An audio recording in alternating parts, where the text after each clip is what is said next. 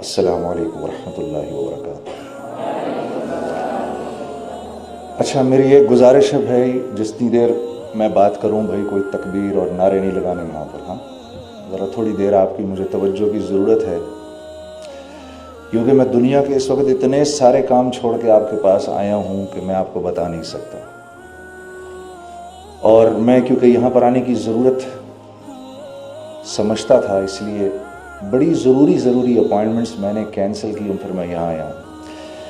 اور یہ میں آپ کو اس لیے، میں کوئی بڑی بات نہیں کر رہا، یہ میں آپ کو اس لیے بھی بتا رہا ہوں کیونکہ میں یہ اپنی ذمہ داری سمجھتا ہوں کہ آپ سب حضرات جو ہیں یہ اس ملک کے کل کے معمار ہیں، اور نہ صرف یہ کہ پاکستان بلکہ پوری امت مسلمہ کی باغ ڈور کل آپ کے ہاتھ میں ہونی ہے، اور میری دل و جان سے آپ کے لیے دعا ہے کہ اللہ رب العزت آپ لوگوں سے اپنے دین کا کام لے، کیونکہ جس کے لیے اللہ نے یہ فیصلہ کر لیا کہ میں نے اس سے کام لینا ہے، یقین کرو میرے دوستو، آپ ذرہ کریں گے اور اللہ آپ سے ایسے کام لے گا، آپ ایک قطرہ کام کریں گے، اللہ آپ سے کام ایسے لے گا جیسے سمندر سے لیتا ہے، وہ اس کی اپنی مرضی پر ہے آپ میں سے کس کو چن لے، ٹھیک؟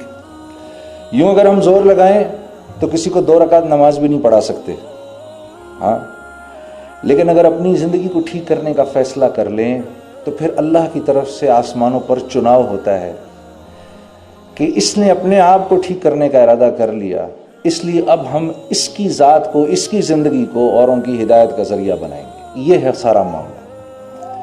میرے بھائی اور میری بہنوں، دنیا میں آ جانے کے بعد ہمارا سب سے قیمتی اثاثہ ایمان ہے۔ حضرت عمر رضی اللہ تعالیٰ عنہ پر جب کوئی حال آتا تھا، کوئی دنیاوی حال آتا تھا، تو آپ اللہ سے بہت شکر کرتے تھے، یا اللہ تیرا لاکھ لاکھ شکر ہے کہ یہ حال میری جان پر آیا ہے، میرے ایمان پر نہیں آیا، کیونکہ میرے دوستو ایمان وہ اندر کی مایا ہے جو انسان کو اللہ کے حکموں پر کھڑا کرتی ہے، ورنہ آپ یقین کرو، تھوڑی دیر کے لیے سکھاؤ، ایک غیر مسلم کو بھی 10 منٹ میں ہم نماز پڑھنی سکھا سکتے ہیں، وہ 10-15 منٹ میں نماز پڑھنا شروع کر دے گا، اسی طریقے سے تکبیر تحریمہ کرے گا، ہاتھ باندھے گا، کھڑا رہے گا، اسی طریقے سے رکوع میں چلا جائے گا، اسی طریقے سے سجدہ بھی کر لے گا، اور یہ بات ثابت ہے پرانے وقتوں میں 1400 سال میں کئی دفعہ ہوا یہ کہ غیر مسلم جاسوسوں نے اماموں کا بھیس بدلا اور عرصہ دراز تک مسجدوں کی امامت کرتے رہے۔ تو یہ اعمال جو ہیں، نماز ہو گئی، روزہ ہو گیا، حج، زکوٰۃ، اچھے بول، میٹھا بول، اچھے اخلاق، اچھے معاملات، اللہ کے ہاں ان کی قیمت اسی وقت لگتی ہے جب دل کے اندر ایمان ہو، ورنہ اللہ کے ہاں ان کی کوئی حقیقت نہیں ہوتی۔ تو میرا آپ کا سب سے قیمتی اثاثہ ایمان ہے۔ ابھی کچھ دن پہلے میں ایک چیز پڑھ رہا تھا کہ حضرت عبداللہ بن مسعود رضی اللہ تعالیٰ عنہ رسول اللہ صلی اللہ علیہ وسلم کے پاس آئے اور آ کر عرض کی، یا رسول اللہ، مجھے کسی نے یہ بتایا کہ فلاں آدمی کے اوپر جن چڑھا ہوا ہے، اور میں اس کی طرف گیا اور میں نے دعا کی اور اللہ کا کلام پڑھا اور اس کے اوپر پھونکا تو وہ ٹھیک ہو گیا۔ تو اللہ کے نبی مسکرائے، پوچھا عبداللہ تو نے کیا پڑھا اس کے اوپر جا کر؟ کہا یا رسول اللہ، میں نے اس کے کان کے اندر قرآن کی یہ آیت پڑھی، افحسبتم انما خلقناکم عبثا، پوری یہ آیت پڑھ دی میں اور اس کے کان میں پھونک دی۔ آپ صلی اللہ علیہ وسلم بڑے حیران ہوئے، عبداللہ بن مسعود کو دیکھا اور پھر آپ نے فرمایا، اے عبداللہ، تجھے پتہ ہے یہ آیت کیسی آیت ہے؟ اس رب کی قسم کہ جس نے مجھ کو نبی بنا کر بھیجا ہے، یہ آیت اگر یقین کے ساتھ آدمی پہاڑ پر کھڑا ہو کر پڑھے تو پہاڑ کو اپنی جگہ سے ہلا دے گا۔ اب میں یہ بات پڑھ رہا تھا، اب مجھے یہ خیال آیا کہ پچھلے 4-5 سال سے کسی اللہ والے نے، کسی نیک بزرگ نے مجھے یہ کہا تھا کہ بھئی دیکھو، دن کے وقت یہ آیت پڑھ لیا کرو، دن کے شروع میں یہ آیت پڑھ لیا کرو، اللہ رب العزت تمہارے سارے دن کے کاموں کے لیے کافی ہو جائیں گے، تمہاری دعائیں قبول ہوں گی۔ تو مجھے یہ خیال آیا کہ یہ 3-4 سالوں سے تو میں اس آیت کو پڑھ رہا ہوں، لیکن میں نے کوئی اس کا افیکٹ نہیں دیکھا، نہ اپنی ذات پر دیکھا، نہ کسی اور پر دیکھا۔ تو مجھے وہ خیال آیا، بات یہ ہے کہ عمل تو عبداللہ بن مسعود نے بھی وہی کیا جو میں کر رہا ہوں، انہوں نے تو ایک ہی دفعہ کیا، میں تو 3-4 سال سے کر رہا ہوں۔ فرق یہ ہے کہ کہ ان کے پاس وہ ایمان کی جو مایا ہے وہ ایسی ہے کہ یہ جو آیتوں کے بول ان کی زبان سے نکلتے ہیں تو وہ جو ڈیزائرڈ افیکٹس ہم چاہتے ہیں نا، وہ ڈیزائرڈ افیکٹ جو ہیں وہ ڈیزائرڈ افیکٹ ہو جاتے ہیں. اور میں پڑھ کے رہ جاتا ہوں. ابھی ہم حج پر تھے، بڑے فخر سے انہوں نے بتایا کہ بھئی اس سال تو 45 لاکھ آدمی نے حج کیا. اب 45 لاکھ لوگوں نے، الحمدللہ کتنی بڑی بات ہے، امت مسلمہ میں سے 45 لاکھ لوگوں نے حج کیا. لاہور کی آبادی 45 لاکھ کی ہے، تو مکہ اتنا چھوٹا سا شہر ہے اور 45 لاکھ بندہ مکے میں. اللہ نے ان کے وہاں پر کھانے کا بھی انتظام اور پینے کا بھی انتظام، نہانے دھونے کا بھی انتظام، پانی کیسے خرچ ہوتا ہوگا. ادھر دوسری ایمنسٹیز جو ہیں ان کی اویلیبلٹی، وہ کیسے اللہ نے ایک نظام چلایا. اور وہ 45 لاکھ اللہ سے یہ دعا کرتے ہوں گے، یا اللہ مسلمانوں کو پھر سے عروج نصیب فرما، اسلام کو عروج نصیب فرما، یا اللہ ہماری زندگیوں کو قبول فرما. وہ سب کیا کیا دعائیں نہیں کرتے ہوں گے. اور ہم کیسی امیدیں لگا کے رکھتے ہیں ان حاجیوں سے. یقیناً اللہ کے ہاں یہ دعائیں تو قبول ہوتی ہوں گی، لیکن وہ ڈیزائرڈ افیکٹس نہیں ہو رہے جو 1.25 لاکھ صحابہ کے حج سے ہو گئے. انہوں نے تو 30 سال کے اندر 1.25 لاکھ صحابہ ہی تو تھے جب اللہ کے نبی نے اس دنیا سے وصال فرمایا. تو ان کے دنیا سے چلے جانے کے 30 سال کے بعد مسلمان 3 بر اعظموں کے بادشاہ بن گئے. 3 بر اعظموں کے بادشاہ بن گئے. کیا ہوا؟ فرق کیا ہے؟ وہ ایمان کی کمی فرق ہے میرے دوستو، اور کوئی نہیں. اعمال وہ بھی وہی کرتے ہیں، وہ بھی وہی کرتے تھے جو میں اور آپ کر رہے ہیں، بلکہ ہم زیادہ کر رہے ہیں. عبداللہ بن مسعود ایک دفعہ تابعین کی ایک جماعت بیٹھی ہوئی تو ان سے فرمانے لگے، اے تابعین کی جماعت، آج تم لوگ روزے بھی زیادہ رکھتے ہو، نماز بھی زیادہ پڑھتے ہو، قرآن بھی زیادہ پڑھتے ہو. صحابہ اتنا نہیں کرتے تھے، لیکن اللہ کے ہاں وہ بڑے مقبول لوگ تھے. فرق کیا ہے؟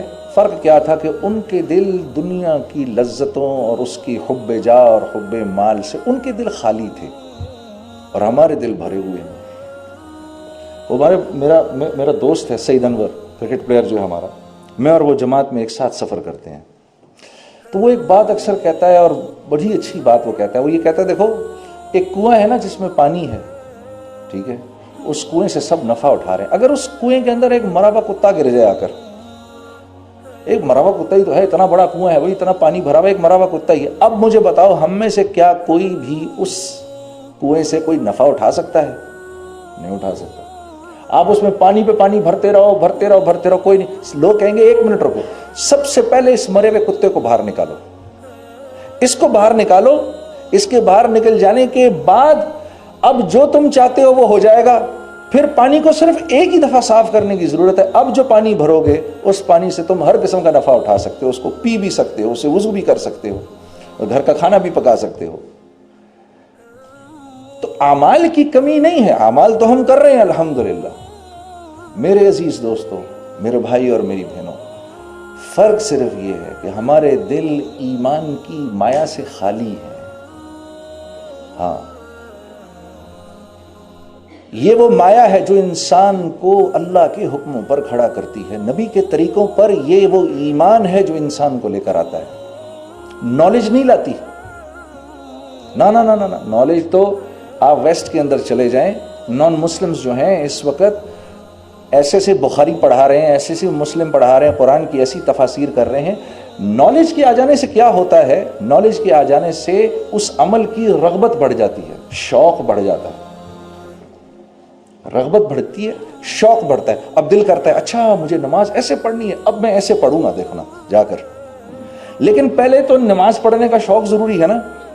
پہلے تو زمین پر ہل چلا کے اس کو نرم کرنا ضروری ہے. اگر اس کو نرم نہیں کرو گے اور بیج اوپر ڈال دو گے تو وہ تو بیج تو اندر جائے گا ہی نہیں. وہ چڑیاں آئیں گی، وہ بیج کھا کے لے جائیں گی اپنے ساتھ. جب ایک دفعہ یہ دل کی زمین نرم ہوگی، اب اس میں جو بیج ڈالو گے میرے دوستو، وہ اندر جا کر اپنا منہ موڑے گا اور زمین کا سینہ پھاڑ کے باہر نکل آئے گا. ہاں، پھر ایک کومپل بنے گا. اس کومپل کی حفاظت کا وعدہ اللہ نے کیا ہے. اس کومپل کی حفاظت کا وعدہ اللہ سے ہے. جو ایمان بنانے کی محنت کرے گا اب وہ جو اعمال کرے گا اور ان اعمال سے وہ اللہ سے جو کچھ لینا چاہتا ہے وہ دینے کا وعدہ اس سے اللہ نے کیا ہے، وہ ملے گا. اس بات پر اللہ کی قسم اٹھائی جا سکتی ہے. اور اگر ہم نے 10% بھی کر لیا جو صحابہ کرتے تھے، 10%، اگر ہم نے 10% محنت بھی کر لی جو صحابہ نے کی، تو ہمیں جو اس کا اجر ملے گا وہ صحابہ سے 50 گنا زیادہ ملے گا. کیونکہ ہم کمزور ہیں. 1400 سال ہو گئے ہمارے نبی صلی اللہ علیہ وسلم کو اس دنیا سے پردہ فرمائے ہوئے.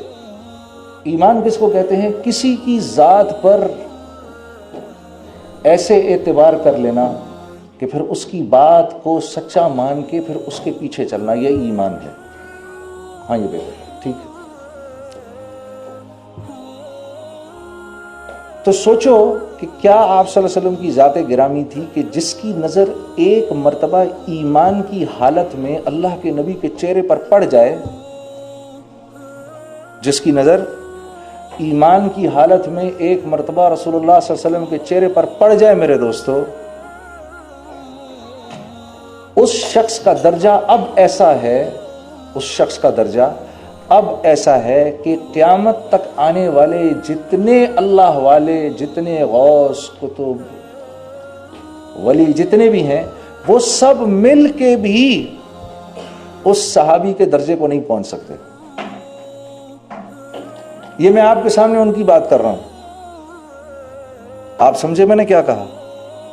کسی کی بات کو ایسے مان لینا، اس کی ذات کو سامنے رکھتے ہوئے اس کی بات کو ایسے مان لینا.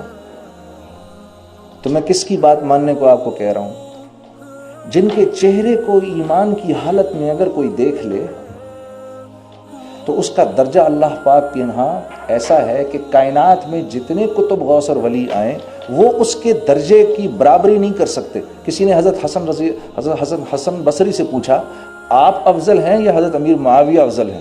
تو چیخ نکل گئی حضرت حسن بصری کی. آپ نے فرمایا اور تابعین میں رئیس التابعین کہتے ہیں ان کو. حضرت حسن بصری کو کیا کہتے ہیں؟ رئیس التابعین. تابعین میں سب سے بڑے تابعی تھے یہ. ہاں، حضرت علی کرم اللہ وجہہ کی صحبت ملی ان کو. تو کیا فرماتے ہیں؟ فرماتے ہیں اگر سارا کا سارا جہان حسن بصری سے بھر جائے تو حضرت امیر معاویہ کا وہ گھوڑا جس پر آپ جہاد کے لیے نکلتے ہیں، اس کی نتنوں میں جو گرد لگی ہے، سارا کا سارا بھرا ہوا جہان حسن بصری سے بھی اس گرد کا بھی مقابلہ نہیں کر سکتا. یہ ہے وہ درجہ اس انسان کا جس نے ایمان کی حالت میں رسول اللہ صلی اللہ علیہ وسلم کے چہرہ مبارک کی زیارت کر لی. تو سوچو جب اس زبان سے جب اس نبی آخر الزمان کی مبارک زمان سے جو بات نکلتی ہوگی، ذرا سوچو اللہ کے ہاں اس کی کتنی قیمت ہوگی، کتنی قیمت ہوگی اس کی اللہ کے ہاں. اور اگر میں اس بات کو ماننے والا بن جاؤں تو میں اللہ کے ہاں قیمتی ہو جاؤں گا کہ گھٹیا ہو جاؤں گا؟ کیا ہو جاؤں گا؟ قیمتی ہو جاؤں گا. اب میری دعا اللہ رد کریں گے کبھی؟ نہیں کریں گے کبھی. اب مجھے اللہ ایسی زندگی دیں گے دنیا کے اندر، اللہ اکبر، اب مجھے اللہ اس دنیا میں ایسی زندگی دیں گے میرے دوستو جس زندگی کی ہم میں سے ایک ایک تمنا رکھتا ہے. ہاں دیکھو نا، دیکھو میں آپ دلیل سے بات کر رہا ہوں، میں ایسے نہیں بات کر رہا آپ لوگوں سے. جب آپ حجۃ الوداع سے واپس ہوئے تو قرآن کی کون سی آیت اتری؟ الیوم اکملت لکم دینکم واتممت علیکم نعمتی ورضیت لکم الاسلام دینا. یہود آئے حضرت عمر رضی اللہ تعالیٰ عنہ کے پاس اور آ کر کہنے لگے یہ آیت اگر ہم پر اترتی، یہ جس دن اترتی اس دن ہم عید مناتے. ہاں کتنی بڑی بشارت ہے، ذرا سنو غور سے. الیوم اکملت لکم دینکم، میرے بندو، میرے نبی ان کو بتائیں آج ہم اپنا دین تم پر مکمل کر رہے ہیں. اپنا دین یعنی یہ دین اللہ کی طرف سے آیا ہے، رسول اللہ صلی اللہ علیہ وسلم کی طرف سے اس میں کچھ فارمولیشنز نہیں ہیں، بلکہ آپ کے بارے میں تو اللہ پاک فرما رہے ہیں میرا نبی تو وحی کے علاوہ کوئی بات ہی نہیں کرتا.